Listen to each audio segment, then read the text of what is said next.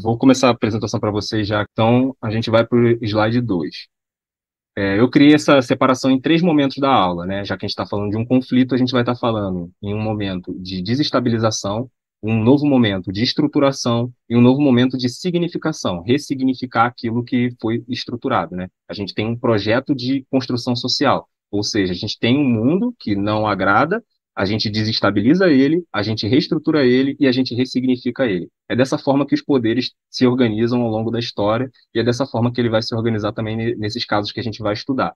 Aqui eu uso muitas imagens representativas e essa daqui ela vai ser usada nessa aula de várias formas diferentes. A gente pode ver aqui que essa é uma representação, né, se não me engano, no topo da Capela Sistina, em que Deus e o homem entram ali em quase contato, né? Quando a gente vê as mãos, elas não estão se tocando, elas estão bem próximas. Existe também uma posição na curvatura da mão entre Deus e o homem, que a gente vai entrar na semiótica, falando desse objetivo de alcançar Deus, ou de ser superior que Deus, ou Deus está numa posição com o homem que está ali quase tocando, mas não toca. A gente está falando de materialidade e de subjetividade. Deus, ele é o quê? Ele é uma matéria ou ele é uma ideia?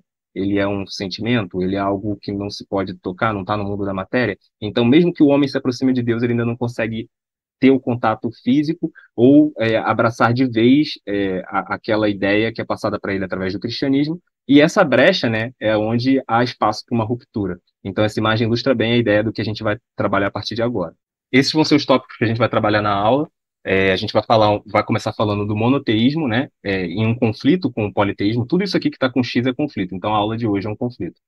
O monoteísmo e o politeísmo em um conflito, a crise do feudalismo, o teocentrismo e o heliocentrismo, né, como doutrinas iluministas e cristãs, o iluminismo e a fé em um conflito, o progresso iluminista, a burguesia contra o Estado e a materialidade contra a subjetividade e, por fim, o modernismo contra o pós-modernismo. Esses são os conflitos que a gente vai estudar na aula de hoje. A gente começa essa primeira parte da aula, né, com a representação do que seria um Deus, né, cristão, a imagem do Pai, do homem sentado no trono, né, aquela coisa externa que é a religião cristã. Eu nem perguntei a religião de vocês, mas eu acredito que possa ter alguém cristão aqui, católico. O objetivo da aula não é criticar a religião de vocês nem nada, é só trazer questões e questionamentos históricos. Então, a gente vê que é uma religião patriarcal, onde Deus está sentado no trono, externo ao nosso mundo, e a cosmovisão cristã ela é voltada para a contemplação, adoração e obediência e subserviência a esse Deus externo. Então, Deus não está no meio de nós, ele está em algum lugar que precisa ser alcançado pelo fiel. E aí, a gente vai falar de religião, né? De como surgem as religiões e etc., né? Vou usar como um exemplo de uma religião politeísta, uma doutrina celta, né? Que já data ali de 4 séculos antes de Cristo. E uma das divindades trabalhadas por esse politeísmo, né, que é uma visão, uma cosmovisão muito mais ampla, abrangente, que tem na personificação dos seus deuses, das suas entidades, algo mais humano, entendeu? Então é como se a sua divindade ela fosse uma mulher que passeia pelo bosque da floresta e que se você for até lá você pode encontrar ela ou pode adorar ela naquele espaço material e físico. Então isso, diferente de uma visão monoteísta, né, daquele Deus externo, acaba te aproximando e representando o que há de humano dentro do que há de santo. Então isso acaba tornando uma religião mais terrena, algo voltado, por exemplo, para o plantio, para a colheita, né? Para os ciclos da lua, para os ciclos da natureza e etc. E essa deusa matrona, né, que é a Dea Matrona, dos celtas, ela representa muito bem isso nessa sua simbologia, né, ligada à natureza, ligada à fertilidade, à sensualidade, né, à cura, todas essas características também que vão ser muito trabalhadas como um estereótipo feminino. Então, é uma divindade feminina e a partir disso, né, você acaba se identificando com essa divindade e enxergando traços mais humanos dentro de algo que é santo, espirituoso, religioso e etc. Essa religião, ela também contava não só com uma mãe, mas com um pai, né? Um deus e uma deusa, que eram os principais, né? Dentro dessa cultura. Representado também pelo deus de Chipre, né? O Cernunnos, que é o corno, né? E não só esse deus, mas como essa deusa, que eu vou voltar aqui para vocês, eles vão ser usados no futuro, né? Como uma simbologia para o diabo, para o que há de satânico e etc. E isso aí você já vê um conflito entre visões religiosas, né? É claro que o cristianismo não só, né, mas todas as religiões monoteístas, elas vão tentar de alguma forma suprimir religiões politeístas e isso se torna um conflito, né, em diferentes culturas. E aqui, nesse caso, a gente vai ter a imagem da mãe, né, vinculada à bruxa na Inquisição. Você pode ver que o que é representado de imagem, né, o caldeirão, você pode ver no caldeirão lá que tem o touro com chifres, né, representando também o deus corno, o deus chifrudo. Se vocês conseguem dar um zoom, talvez, acho que vocês consigam aí. Vocês vão ver nas imagens que essa representação dessa deusa é o que vai ser mais tarde demonizada, né, inferiorizado e criminalizado e vai servir de pretexto para perseguição e criação de um estereótipo, né, a ser perseguido. Não à toa hoje, por exemplo, né, as feministas radicais elas falam de estarem sendo jogadas na fogueira, de uma nova inquisição. Por quê? Porque a gente está falando de um velho atrito, né, de um velho atrito e de uma mesma dinâmica de controle de poder, que é o quê? A demonização do outro, a ridicularização do outro, a criação de símbolos para serem representados como o mal, né? O que que representa o mal no Brasil hoje? É quem veste a camisa do Brasil, sabe, e vai para a rua? O que representa? Quem tem a pele branca? É o que é hétero? É o que é cis? É o que é homem? O que que é o inimigo? O inimigo ele vai tomar várias formas e sempre essa representação de imagens, de estereótipos e essa subversão, essa ressignificação de símbolos para tentar demonizar alguma coisa. É, como eu estava tocando aqui na imagem do deus celta, né, do lado vocês vão ver que tem a simbologia celta, do que seria uma árvore da vida. E esse aqui é um dos poucos exemplos para mostrar de como o cristianismo, ele na verdade é uma coletânea de muitas outras culturas que precederam o nascimento de Jesus e etc, né, e toda até mesmo a própria inscrição da Bíblia. No Antigo Testamento, a gente vai ver, por exemplo, o dilúvio e a Arca de Noé, que também está representado na cultura suméria, tá entendendo? Que é muito anterior à inscrição dos primeiros livros da Bíblia. Então, a gente vê que não só essa história, mas como muitas outras, o próprio nascimento de Jesus, ele está representado em outras culturas, com outros símbolos, com outros nomes, mas é a mesma história. Então, a simbologia celta, a simbologia cristã, de outros povos, elas têm muito a comunicar entre si. Só que há interesse nesse conflito, há interesse numa sobreposição e, portanto, mesmo fazendo a mesma coisa, mesmo acreditando de certa forma na mesma coisa, nas mesmas histórias, busca-se um meio para se diferenciar, para se distinguir, para separar o eu do outro. E a religião, ela antes do Estado, ela é quem faz esse papel na humanidade. Os grupos sociais, eles se organizam a partir das suas religiões, porque a religião é um meio de preservar a cultura, de preservar os costumes, e por isso um povo se diferencia do outro não só pela língua, pelos traços, pela etnia, mas também pela crença religiosa, né? E a gente vê isso muito no Império Romano, né? Outro exemplo, né? A gente vai falar também do Candomblé de Angola, que é os Inquites, né? A pronúncia pode ser feita dessa forma, também há outras formas de pronunciar, mas essas seriam representações, né, de forças na natureza simbolizadas em diferentes imagens humanas, né? Então a gente tem a força das águas, a gente tem das florestas, né, do fogo, da guerra, e tudo isso trabalha aspectos muito mais humanos do que uma religião que acredita em uma única face de representação quase humana, que é Deus, né? Ele tem um comportamento humano às vezes, mas é um único comportamento que deve ser seguido, que deve ser obedecido, que não pode ser questionado em hipótese alguma, e não permite uma visão dentro dessa espiritualidade, dessa organização até mesmo social e cultural, uma diversidade maior de formas de existir, tá entendendo? Então, a gente está falando que existia uma cosmovisão mais abrangente, mais voltada para a natureza, mais ligada ao ser humano, e depois esse tipo de religiões eles entram em conflito com religiões abraâmicas, religiões monoteístas, que têm um viés muito mais combativo dentro da sua visão de mundo. E aí, que visão de mundo é essa?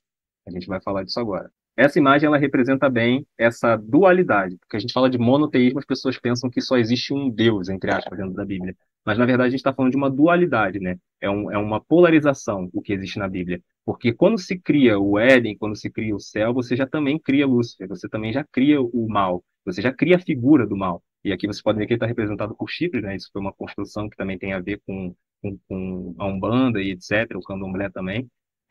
Então, a gente vê que, dessa forma, existe esse objetivo de dualizar as coisas, ou seja, o bem é um polo e o mal é outro polo. E você não tem outra opção que não seja ir para o bem ou ir para o mal e sofrer as consequências. Dentro do Candomblé de Angola, dentro das visões célticas e outras religiões, a gente tem um espectro maior. O bem e o mal, eles não são pontos onde você chega e vai para cá ou vai para lá. Você está entre esses dois pontos e você oscila entre eles. O que vai definir a sua conduta é em qual polo você mais fica, com que frequência você visita o outro. Você não consegue ser inteiramente bom nem inteiramente ruim, mesmo que você queira. Então, você acaba oscilando entre a personalidade de um Deus que é mais pagão e um Deus que às vezes é mais benevolente, é mais santo, tem uma conduta e uma ética moral diferente. É como se fossem várias pessoas e você escolhe quem você quer adorar naquele momento, dependendo de como você vibra, de como você se sente. Dentro dessa visão monoteísta, a gente já tem uma dualidade básica que gera um conflito básico: o bem contra o mal, a luz contra as trevas e Deus contra o diabo. Então a escolha é muito simples. Quem nunca viu aquele meme do Facebook? Curte para seguir Jesus ou passa direto se você está seguindo o diabo? Aí você, porra, vou lá curtir, porque senão eu estou aqui fazendo um pacto sozinho, né? Então é exatamente dessa forma. Eles querem colocar uma questão mais fácil de você entender. É o sim ou não. E a resposta certa é sim. Então fala logo sim. É dessa forma que funciona essa dinâmica entre o politeísmo e o monoteísmo. Desde do período de Jesus, a gente já vê na Bíblia a perseguição ao cristão e ao cristianismo, né? As religiões abraâmicas, etc. Isso acontece em muitas culturas, não só com o cristianismo, no Império Romano mesmo, não eram só os cristãos que eram perseguidos, a gente tem os povos bárbaros, que eu odeio esse termo, mas é o que a gente usa para se referenciar. As suas culturas, as suas religiões também eram perseguidas, mas assim como aconteceu com o cristianismo, né, que também eram jogados aos leões, aos tigres, por diversão em praça pública, né, outras religiões também aconteceram isso, e outras religiões também aconteceram o que aconteceu com o cristianismo, logo em seguida, a partir do século IV. Essas religiões elas acabaram adentrando o social romano. Não existia uma parede que impedia a transmissão de cultura e de religião. As pessoas elas entravam e saíam de Roma, tá entendendo? Aquela história lá dos gladiadores na beira de um muro, impedindo os bárbaros de pularem esse muro, isso nunca existiu. Os bárbaros, eles até mesmo eram contratados como mercenários para proteger as fronteiras que Roma não tinha condição de proteger sozinha. Então, nisso aconteciam relações de parentesco, casamentos, né, troca cultural, troca religiosa, e a cultura romana ela era politeísta e ela era muito uma coletânea também de outros povos, né, assim como o cristianismo se tornou. Então, a perseguição ela não foi exclusiva aos cristãos, mas ela também ficou muito marcada no nosso imaginário ocidental por causa da Bíblia. Então, o cristianismo ele passa a ser perseguido pelo Estado, que era o Império, né, romano. Então, eles acabavam, de certa forma, incomodando. Eles acabavam incomodando o status quo, e esse geralmente é o tratamento que o sistema dá para quem desagrada. Tá entendendo? Então, se você vê o sistema passando a mão na cabeça, está agradando. Se o sistema está atacando para os leões, é porque está desagradando, ele tenta sumir com aquilo. Só que ele não conseguiu sumir com o cristianismo, né? E aí eu vou passar para a próxima imagem para vocês. A gente saiu disso daqui, né, para isso daqui. Carregou aí? Carregou.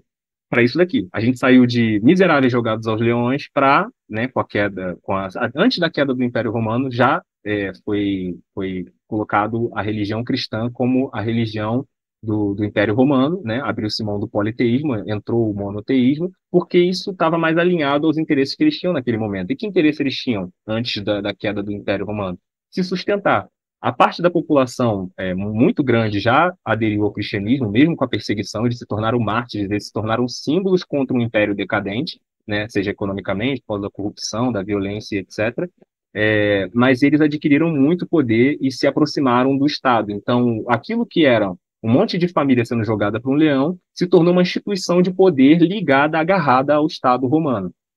Correto? Então, aqui esse é um contraste muito grande. A gente sai de uma religião criminalizada para uma religião onde o chefe religioso acaba se tornando tipo um rei. Ele tem um trono, ele tem um cetro, ele tem vestimentas reais, né? Então, ele não é mais aquele indivíduo que incomoda, mas ele passa a aderir junto com o Estado a algo muito importante, que é a legitimação social, é a obediência, a legitimação do próprio rei, do próprio imperador, dos próprios reis que vão vir a partir da invasão dos bárbaros. Então, a religião que era criminalizada, ela acaba chegando a um novo patamar de legitimar quem criminalizava ela antes, entendeu? E a gente vai ver isso acontecendo também no presente com grupos identitários, com discursos progressistas que antes eram críticos ao sistema, antes eles eram críticos ao acúmulo de capital das grandes corporações, e hoje elas vestem a camisa da corporação, elas chegam a falar de bilionários de esquerda, porque essa galera está alinhada à mesma agenda. Então, essa lógica se reflete tanto no passado quanto no presente. Quem agrada sobe, quem não agrada desce. A partir do momento que o Império Romano ele cai, né, e a gente lembra que essa queda não foi ninguém pulando o muro para invadir o Império Romano, na verdade foi mais uma decadência da administração do Império em conseguir organizar aquele território tão grande, tendo pressões de todos os lados, de vários povos, né, bárbaros que faziam conflitos diretamente a regimentos locais, a governadores locais, por questões de terra, né? Esse império ele acaba caindo e com a queda desse império a gente começa o que vai ser conhecido como Idade Média e o período feudal muito marcado nisso. E a gente vê uma nova organização social. O império cai e o que fica, né, são dentro dessas áreas conquistadas pelos francos, pelos vândalos, se eu não me engano, esses povos germânicos, eles vão criar pequenas células de poder, né? Pequenas realidades locais de poder, que são esses feudos. E aqui a gente tem a estrutura social desse regime feudalista, e você vai ver as diferentes classes, né, que estão abarcadas aqui dentro. A gente tem a realeza, que está no topo. Eu não vou conseguir marcar para vocês porque eu não estou usando o computador, estou usando o celular, então vocês vão ter que olhar aí na imagem. A realeza está no topo. Abaixo da realeza já está a alta nobreza e o alto clero. Então, assim, a gente tem ali o topo da pirâmide, logo no andar de baixo já está ali os líderes religiosos que até então eram perseguidos e criminalizados, e eles continuam no topo dessa pirâmide mesmo depois que o Império Romano cai. Ou seja, a igreja nesse período ela já está tão estabelecida que mesmo perdendo a hegemonia do Império Romano, ela ainda consegue se implementar, se adaptar e se articular junto com essas lideranças muito diversas, muito culturalmente diversas, religiosamente diversas, tá entendendo? Etnicamente diversas, ela se adapta a cada uma dessas realidades locais e se agarra ao poder junto com essa galera. Então, algo que essa religião ela conseguiu fazer com muita destreza é se preservar e existir até hoje, né? Porque se a gente está vendo a forma com que o mundo sempre está em guerra e violência por poder, a igreja ela tem um ótimo método para se manter no poder junto com quem vence. Abaixo a gente tem a média nobreza, né? Vou tirar o negócio da tela. E a separação entre privilegiados e o povo comum está justamente nessa aba da nobreza média, né? Que são os pequenos nobres. O grupo modesto de artesãos, que até esse período eles se tornam comerciantes, né? Trabalham com seus próprios meios de produção, é nisso que o Marx vai estar falando, né? Nesse período já existiam também terras compartilhadas, terras comunais, existiam guildas de artesão e etc. Então existia uma forte organização de trabalhadores, entre aspas, né? Também o cara que está ali roçando mato, mas é o cara que às vezes tem uma mini fábricazinha ali de produtos artesanais. Ele vai construindo o seu capital pouco a pouco dentro daquilo ali, adquirindo terras, né? Vivendo uma esfera social diferente daquele que é o servo. E aqui embaixo, né, a gente tem os pobres, os servos, e os marginalizados e escravos. Dessa forma que se organiza a nova estrutura social a partir da queda do Império Romano. A crise do feudalismo, ela está muito bem representada nessa imagem aqui. É engraçado porque é uma imagem cristã, é uma representação do Apocalipse. E eu acho que quem viveu naquela época realmente falou, mano, os cristãos estão certos, está acabando o mundo. Por quê? O primeiro cavalo que a gente vai ver aqui da direita, esse cavalo branco, né, ele representa a vitória, né, a conquista, a vitória sobre a morte e tal. Então ele tem um símbolo mais positivo, né? Ele tem um símbolo mais de vitória sobre a tormenta. E os outros três que vêm atrás, né? Eles representam justamente aquilo que acabou propiciando a queda do feudalismo, né? Desse sistema em que os povos bárbaros construíram a partir da queda do Império Romano no Ocidente. Esse primeiro cavalo vermelho, ele representa a guerra. Né? A guerra foi um dos principais motivos da queda do feudalismo. Era um sistema economicamente frágil, ou seja, a gente tinha exploração local em que uma classe não producente, né, uma classe que não produzia tanta riqueza, ela vivia aos custos do trabalho do servo, dos artesãos, e ela vivia muito também à base do imposto, né, sobre aquelas terras que o pobre trabalhava, mas pertenciam ao senhor feudal. Então, ela não era uma economia tão forte para resistir a uma grande crise, como a gente tem hoje no mundo globalizado, que consegue resistir a pandemias globais. Era uma mini economia local e cada uma muito diferente da outra, em alguns aspectos. Então, quando chega as guerras entre os senhores feudais, entre outras regiões, outros povos que ali também fizeram seus reinos, isso desestabiliza muito a economia de cada um desses senhores feudais. Porque se o cara vem, ele mata seu trabalhador, ele queima sua colheita que está ali, aquele seu plantio, você vai ter, mesmo que conseguir expulsar ele das suas terras, você ainda vai ter que reaver aquela mão de obra, que não foi fácil, né? Porque o pessoal vai precisar ter filho, E também o que você plantou se perdeu. E se você não tem o excedente, você não tem o capital. Então, esse modelo social ele é muito frágil frente à guerra, frente ao conflito, porque os próprios guerreiros vão precisar de pagamentos também. E um reino em guerra, ele tem uma crise econômica na porta. Então, a guerra é um dos primeiros pilares do fim desse regime feudal. O segundo ponto, representado nesse cavalo preto, é justamente a crise econômica e a fome que advém dessa guerra, né? Então, a gente tem os campos destruídos, a população que trabalha nesse campo sendo morta pelos inimigos e trabalhando com fome, sustentando uma classe que não trabalhava no campo, que não produzia riqueza, vivia aos custos dos impostos, e quando esse poder ele balança um pouco, ele joga o peso em cima de quem está embaixo, entendeu? A nobreza não vai apertar o cinto, vai apertar o cinto de quem está embaixo e aumentar a produção. Então isso acaba gerando uma insatisfação e fortalecendo ainda mais esse pilar que é justamente o da crise econômica e o da fome. E o último, que é o cavalo ali que na imagem também está meio branco, meio pálido, mas na realidade na Bíblia ele é representado por amarelo, ele representa a morte, né? E a morte, nesse sentido, representa a peste negra. A gente está falando de uma crise sanitária ferrada que varreu muita gente da face da Terra. Então, somado a isso, né, praticamente esses três cavalos de trás ali foram que derrubaram, coincidentemente, o feudalismo, né? E dá para ser muito bem representado dentro dessa própria ótica cristã. Então, por isso que eu falo, apesar das crises, né, a gente não entende. Tipo, teve queda do Império Romano, né? Teve guerra entre povos poli e monoteístas. Teve a queda do feudalismo, mas a igreja consegue se manter. O que dentro da doutrina cristã faz com que as pessoas enxerguem no momento de desesperança, no momento de apocalipse, no momento de fim do mundo, onde nada mais há esperança, algo para se agarrar, entendeu? Então, é esse poder que a gente tem que enxergar não só no cristianismo, mas em outros meios religiosos. É um poder que não está dentro da matéria, não é algo racional. É algo que passa o subjetivo e influencia o material.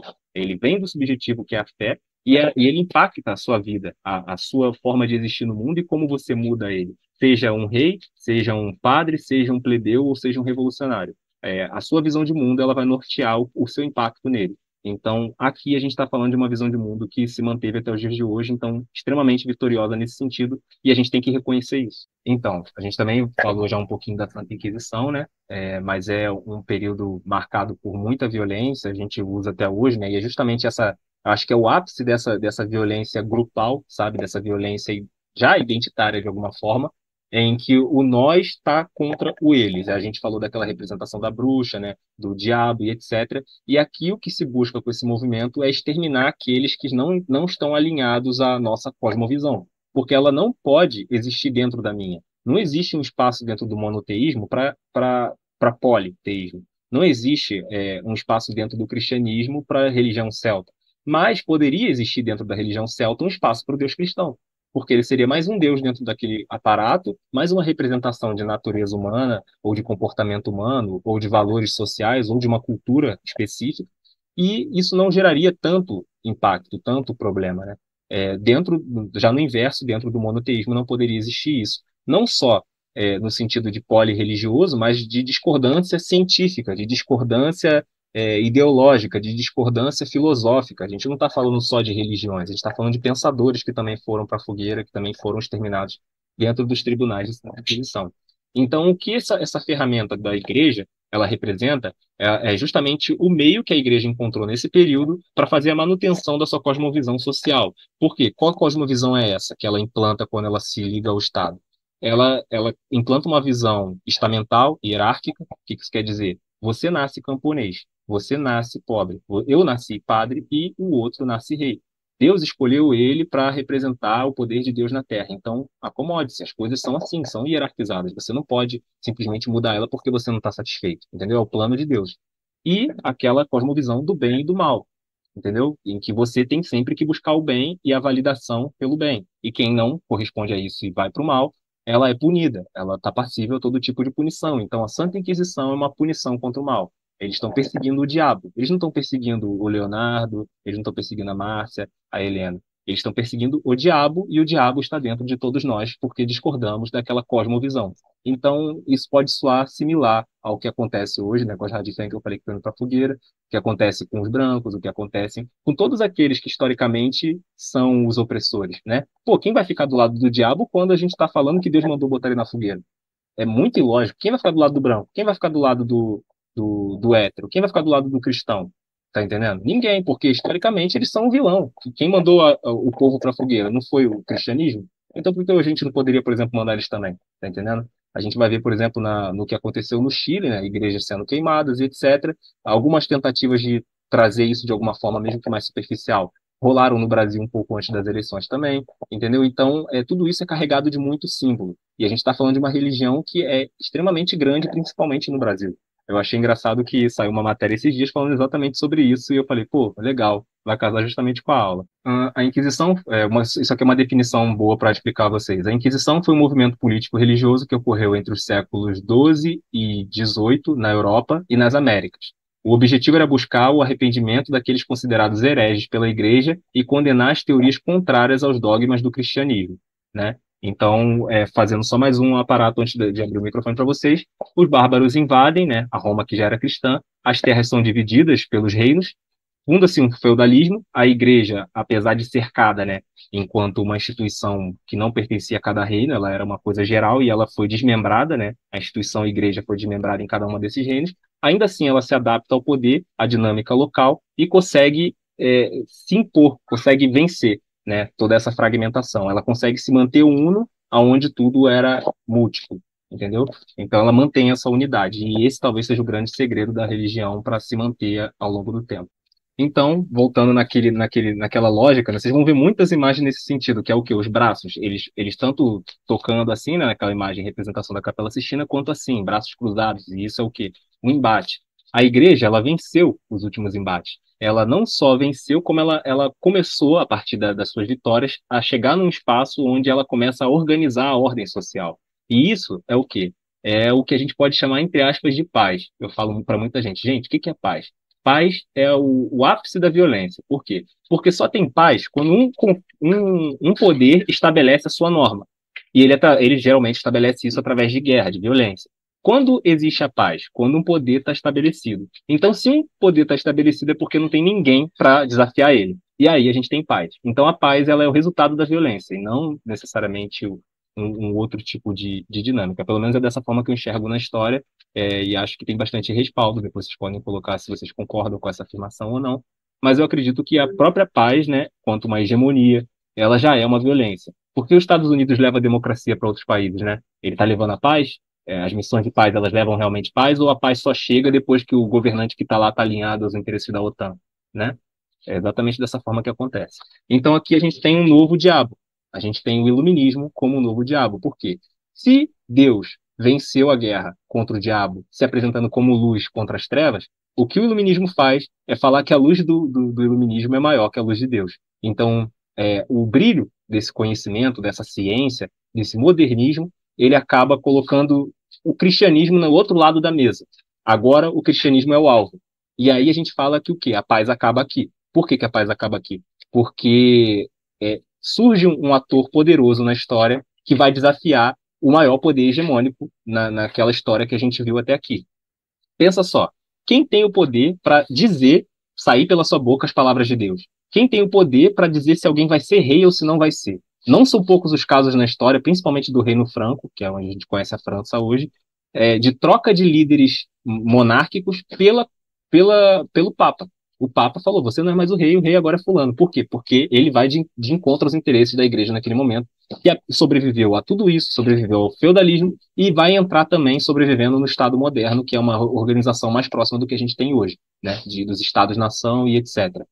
Então, aqui a gente tem a figura representada de Asta na luta contra a religião, ou a religião lutando contra Deus, contra a ciência, a gente nunca sabe, né? Quem é que está atacando quem aí. Aqui a gente tem uma obra de Leonardo da Vinci que vai falar do homem vitruviano. Aqui a gente já está vendo uma representação dentro da cultura, ou seja, uma modificação cultural dentro de um sistema que já estava estabelecido, ou seja, o cristianismo já está estabelecido, ele já está mandando gente para a fogueira, ele já está matando, ele já está usando a violência, né, para se instaurar. E dentro disso, esses revolucionários, né, esses interessados em mudar a ordem social, eles já estão implantando dentro da cultura aquilo que vai servir como um motor para validar essa nova visão de mundo. A gente não está falando apenas em lutas de armas, a gente está falando que existe uma cosmovisão cristã medieval e uma nova cosmovisão que está se formando a partir desses pensadores. E esses dois mundos eles vão entrar em choque e só um mundo pode sair deles, entendeu? É basicamente essa dinâmica. O homem vitruviano, o que ele representa? Ele representa a perfeição no corpo humano. É, a gente falar de perfeição para um cristão às vezes é até engraçado. Você fala, ah, tá perfeito. Ele vai falar, perfeito é Deus. Por quê? Porque o que a gente enxerga de perfeição dentro dessa obra aqui, né, das medidas e tal, é uma coisa voltada para o humanismo, é uma coisa voltada para o renascimento, né? Então é algo que se desprende do divino como legitimador e passa a enxergar valor no humano, colocar o homem no centro de tudo. E aí a gente pode falar homem mesmo, porque a gente está falando do homem branco, hétero, europeu, né? Mas é exatamente isso, a divinização, quase que uma divinização, né, no sentido religioso, daquilo que vai ser o humanismo, a filosofia iluminista, né, portanto, o homem.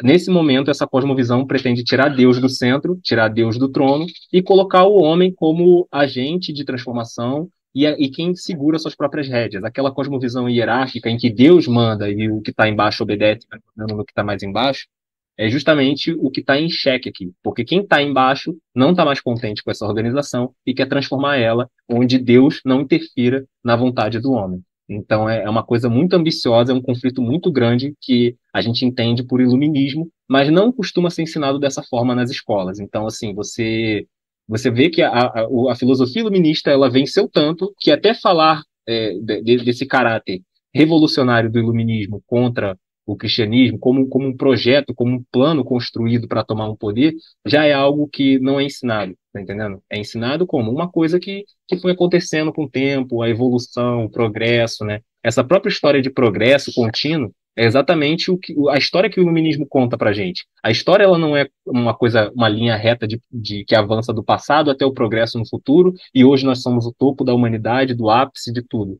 Não, a história está aí para comprovar a gente que mesmo no período europeu, quando eles se sentiam ápice, outras sociedades desenvolveram muito mais tecnologia e organizações sociais muito melhores do que os próprios povos europeus. O que está no foco aqui desse debate é justamente colocar o homem em posição superior a Deus, nessa cosmovisão em que Deus restringia o potencial humano, porque o humano existia para adorar a Deus, para obedecer a Deus e nada mais.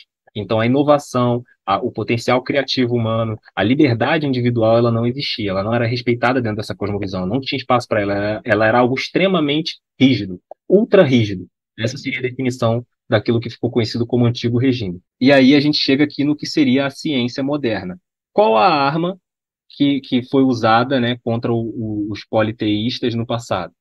A fé cristã monoteísta que centraliza o poder e muda a cosmovisão. Existe uma cosmovisão mais abrangente, ela centraliza e impõe a sua cosmovisão. O que a ciência moderna ela faz com esse estamento que existe antes é a mesma coisa, tá entendendo? Ela usa o seu arcabouço científico, histórico, teórico, para criar uma nova visão de mundo, validar essa visão de mundo, mas não só dizer assim, essa visão de mundo aqui é a correta, é a científica, mas também traçar as visões de mundo anterior, ou seja, do sistema que já estava estabelecido como o mal agora, como o mal que precisa ser vencido. Nem que seja numa coisa mais assim suave, dizendo, por exemplo, que isso é uma imagem do retrocesso, é uma imagem do atraso, é um pensamento obscurantista, é um pensamento atrasado, um cérebro atrasado, uma pessoa ignorante, uma pessoa que é bárbara, né? Ela é o outro. Então é exatamente isso. A gente vê agora essa nova dinâmica se transformando. Só que aí que tá.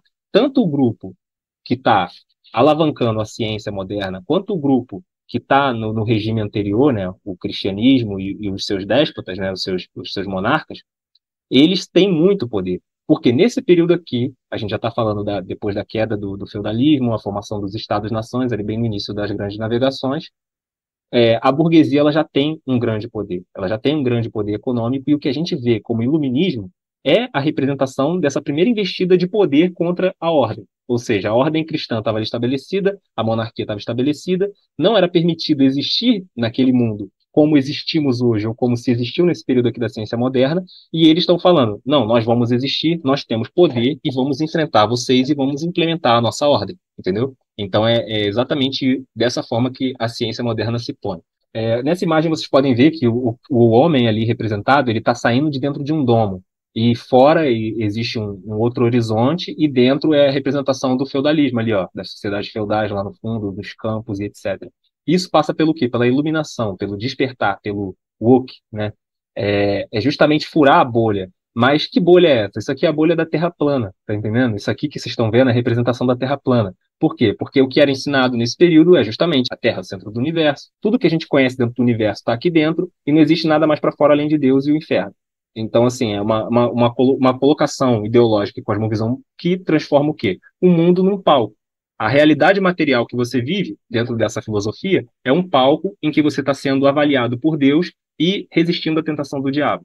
Então, quando você fura essa bolha e você vê as outras possibilidades fora dela, a gente está falando exatamente dessa transição para uma outra cosmovisão. É como se esse domo aqui entrasse dentro de um outro espaço. E aí, esse outro espaço é o que desperta o desejo por transformação. E o desejo por transformação é o primeiro passo para qualquer revolução. Ou seja, um grupo descontente com o poder anterior começa, né, através dos seus financiamentos que já ocorrem nessa época, produção cultural, produção intelectual, produção científica, com tudo que vai confrontar o regime anterior. O que a gente conhece como ciência metodológica, como moderna, né, ciência moderna, que é uma coisa mais pautada no experimento e etc. A gente vai ver isso também na historiografia e em outras áreas do conhecimento. Esse período em que as ciências avançam, ela também é um modelo de ciência muito mais rígida. A ciência moderna ela é marcada por algo rígido, mas precisava ser rígido. Por quê? Porque o que tinha antes era mais rígido ainda, tá entendendo? É você querer derrubar uma parede com uma pena. Não vai rolar, você precisa de uma picareta.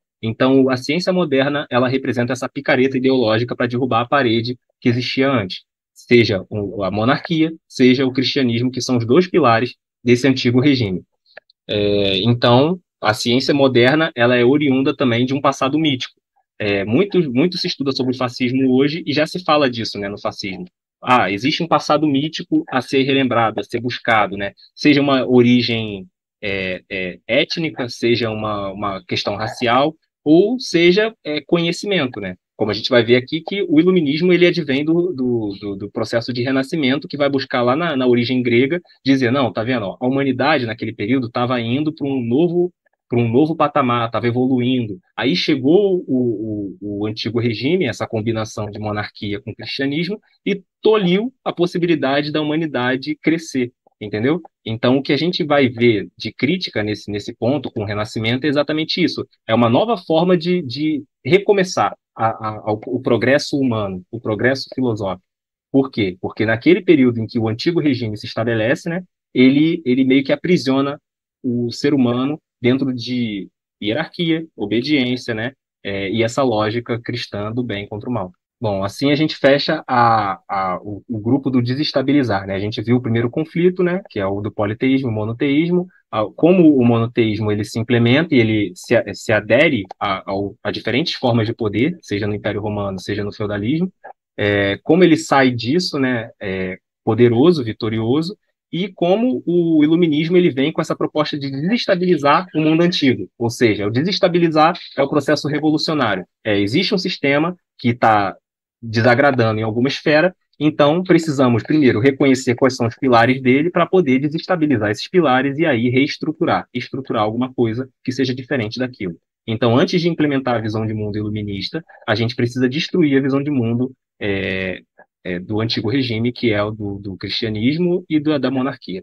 Bom, você já reparou que muito desse trabalho que eu trago para você está pautado na pesquisa e no rastreio de financiamentos entre organizações sociais, o Estado brasileiro e corporações que financiam essas organizações para reivindicar políticas públicas em nome da população. Mas eu também construí um curso chamado Identitarismo do Lacre ao Lucro, onde eu te ensino a rastrear esses financiamentos e te dou uma série de ferramentas para que você possa buscar informações confiáveis e inclusive checar se alguns dos grupos que você tem suspeita estão na lista de pagamento de instituições bilionárias. Além de todas essas ferramentas, eu te dou um panorama geral da história que mostra como o modernismo foi substituído pelo pós-modernismo e como essa teoria está na base de tudo. Então, o curso Identitarismo do Lacre ao Lucro é um verdadeiro despertar. São lentes que vão fazer você enxergar a verdade por trás do discurso político que manipulam as massas. Então, se para além de despertar e deixar de ser manipulado, você também quer ter ferramentas que vão te permitir buscar informações sobre esses rastreamentos em qualquer lugar, a qualquer momento, sobre qualquer organização, vem fazer parte do curso Identitarismo do Lacre ao Lucro, que eu tenho certeza que você vai adorar.